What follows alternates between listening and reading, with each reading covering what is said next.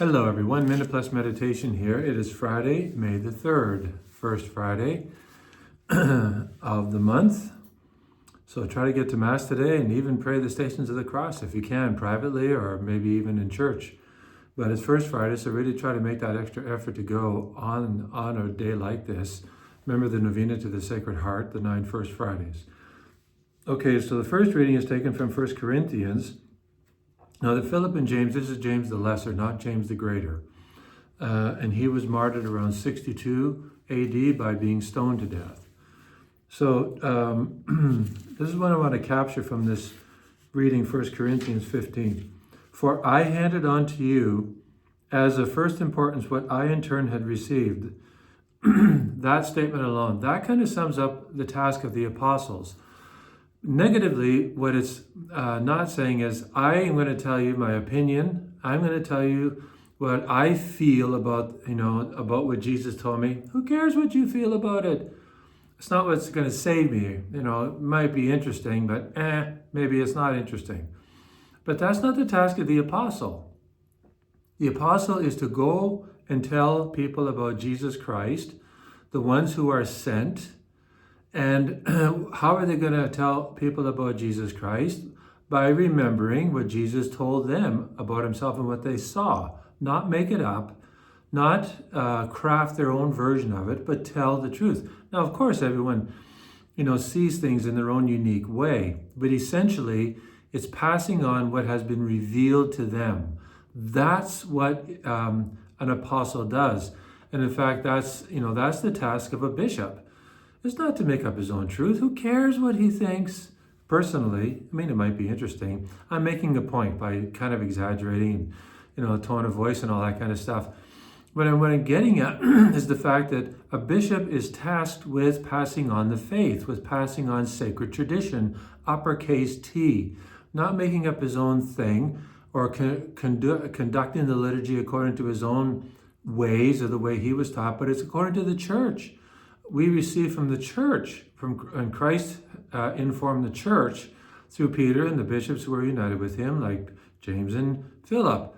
And then, of course, they passed on to Timothy and Titus and all the bishops that they ordained and so on and so on. And that's how you and I are guaranteed we have the truth on matters essential for salvation. So, for I handed on to you as of first importance what I in turn had received. Now, I would submit that's also your task and it's my task. To faithfully transmit, not to say, well, I think about this, about the resurrection. Okay, it may have a place, but be very clear it's your opinion. It's not what the church teaches. Be clear what the church teaches and what sacred scripture teaches and the scriptures that are officially interpreted by the church. Make that very clear.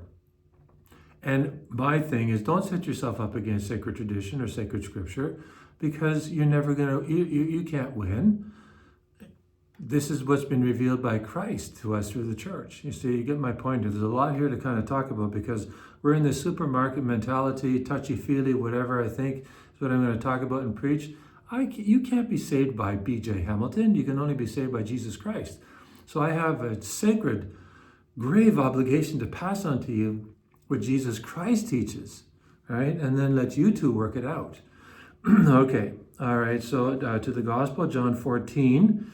Jesus said to the disciples, I am the way and the truth and the life. No one comes to the Father except through me. Pretty definitive, I would say. Philip said to Jesus, Lord, show us the Father and we will be satisfied. I'm certainly glad that Philip said this because of what Jesus will now say. Jesus said to him, have I been with you all this time, Philip, and you still do not know me? Whoever has seen me has seen the Father. How can you say, show us the Father? Do you not believe that I am in the Father, and the Father is in me? These are such profound words that have been revealed to us, given to us by Jesus Christ because of that question of Philip. That's why it's good to ask Jesus questions in your prayer. Now, you're not going to hear him perhaps like Philip heard him, like he was there in his human nature, but still to ask Jesus questions and to reflect and contemplate what Jesus is revealing here. It's about the consubstantial unity between the Father and the Son. He is consubstantial with the Father. I know it's a big word. I don't understand it fully. No one really does. But it actually articulates the truth of what Jesus is not and what Jesus is. He is one with the Father, but he's not the Father. He's a separate person. He shares the divine nature, but he's a different person. We have to make this distinction between person that answers the question who and nature that answers the question what. So what are you? You are human. Who are you? John, Mary, Jim, Jane, so on and so on. It's a distinction. It's a critical distinction. So whoever has seen me has seen the Father, because Jesus is the perfect image of the Father. The Son is the perfect image of the Father, but he's not the Father. The Father and the Son are separate persons, but they're both God. It's a big, this is it's the ultimate mystery, right? The Trinity. But it's so beautiful that God has entrusted us with this. Think about this. God didn't need to reveal this to you and me. He didn't need this, like somehow because we clap and say, oh, isn't that wonderful that he feels somehow fulfilled?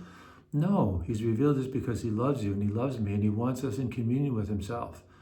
So you've got a lot here to chew on. Just be grateful that God has loved you so much and loved me so much that he's actually considered us worthy of knowing something about his inner life. And that deserves, and this diminishes it, but it's, okay, it deserves a wow.